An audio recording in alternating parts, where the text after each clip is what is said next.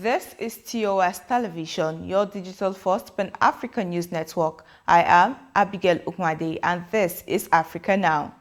A new coronavirus variant with multiple mutations have been detected by South African scientists, but they are yet to establish whether it is more contagious or able to overcome the immunity provided by vaccines or prior infection, the National Institute for Communicable Diseases disclosed.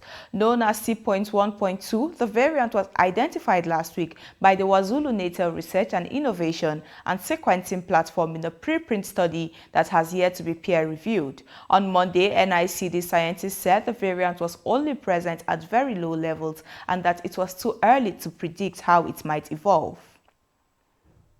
There is now no country in the world that uses leaded petrol for cars and lorries, the United Nations Environment Programme has announced. Most high-income countries had banned the fuel by 1980s, but it was only in July that Algeria, the last country still to use leaded petrol, ran out. UN Secretary General Antonio Guterres called the eradication of leaded petrol an international success story. Ending the use of leaded petrol will prevent more than 1 million premature deaths each year from heart disease, strokes and cancer, and it will protect children whose IQs are damaged by exposure to lead, he said. The widow of the former Rwandan President Juvenal Habyarimana has lost her bid to the Paris Court of Appeal on Monday, which aims to stop a judicial investigation into her alleged role in the 1994 genocide. Agathi Kanziga, 78, is accused of being a member of the inner circle of Hutus that planned the killings of around 800,000 people, mostly Tutsis as well as the moderate Hutus. She has denied the accusation. Habyarimana, who has lived in France since 1998, has no legal status because France refused to extradite her to Rwanda in 2011, but did not grant her asylum because of suspicions about the role she might have played in one of the worst tragedies of the 20th century. Armando Indabi, son of Mozambique's ex-president Armando Guebuza, has denied all allegations that he took bribes to facilitate a $2 billion secret government loan that led to the Southern African country into a deep financial crisis. Indabi is among 19 high-profile defendants facing trial over alleged connection to a 2013 corruption case known popularly as the Hidden Debt Scandal. An independent audit later found that $500 million of the loans, which were kept hidden from the parliament, remains unaccounted for. Guebuza, 78, who attended the hearing, is due to be heard as a declarant in coming days.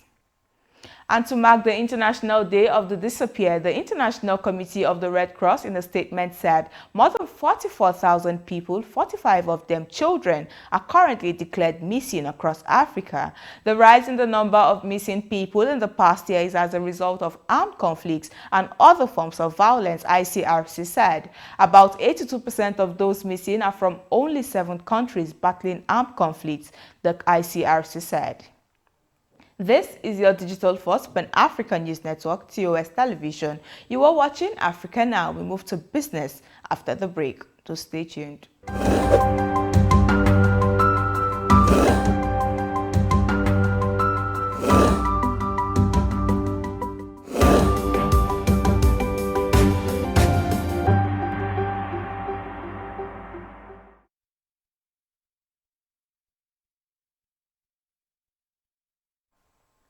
And welcome back. In business, the African Development Bank says the coronavirus pandemic has cost Africa more than 30 million jobs and reversed a lot of the continent's economic gains of recent years.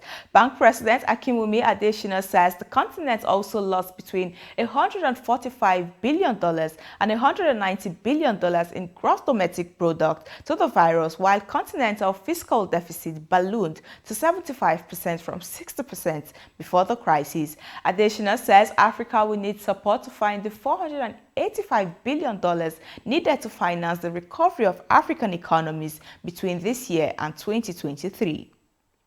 Nigeria will launch its planned Eurobond issue on October 11th, Finance Minister Zainab Ahmed said on Monday. The minister also said the country will hold roadshows for the dollar-denominated issuance, which aims to raise roughly $3 billion in Lagos and New York. The government is also targeting raising the same amount via multilateral and bilateral borrowing to fund its 2021 budget deficit, 50% locally and 50% externally. Still in Nigeria to launch its own cryptocurrency, the e-Naira, Nigeria will work with Bit Incorporation as a technical partner, the central bank said on Monday. CBN Governor Godwin Emefiele has said the e-Naira will operate as a wallet against which customers can hold existing funds in their bank accounts. In a statement on Monday, Emefiele says the currency would accelerate financial inclusion, enable cheaper and faster remittance inflow.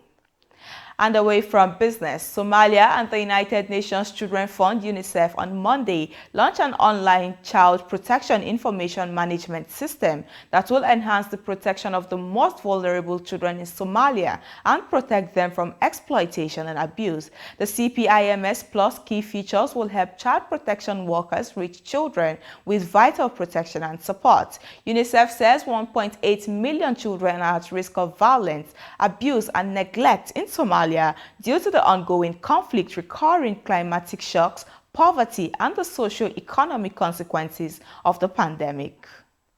And that is Africa Now. For more updates, to visit our website at www.tostvnetwork.com. Follow us and like our social media handles on Facebook, Twitter, and Instagram. And remember to subscribe on YouTube to stay with us and enjoy more programs on TOS Television Network. I am Abigail Lokwade. Thanks for watching.